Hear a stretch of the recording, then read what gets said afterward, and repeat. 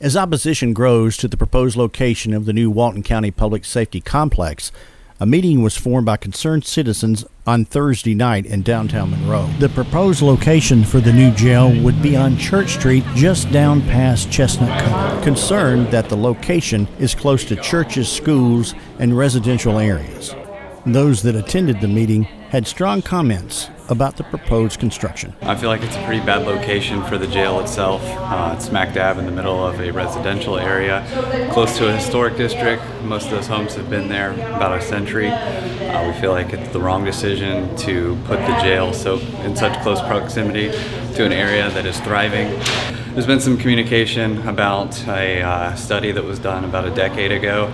And I understand that Monroe has changed a lot in those last 10 years, and I feel like that needs to be revisited first and foremost. I feel like it'd be detrimental to the community, all of the improvements that Monroe has made, the attractiveness of the area itself close to downtown. I get the location desire being so close to the courthouse. There's rumors floating around that the courthouse is already in need of expansion as it is, but the county doesn't want to admit that 15 years after paying a whole bunch of money for the current courthouse in its current state. One of the things that I've heard, and it's been quoted, is that the current jail we have is in a residential area. And I know that everybody has different opinions of what a residential area is, but for me, it's a high density of housing. So I went to Google Maps and I did a 1 mile square, 1 mile by 1 mile square of around the current jail, and then also around the proposed jail location. And I think the picture tells a whole lot better story because again, I think a residential area could be opinionated. The amount of density of housing is not very dense in this area. Like here's a neighborhood, there's a neighborhood here. And then if I flip the page to the new location, you can see the amount of residential property that's around the area that they want to build the jail.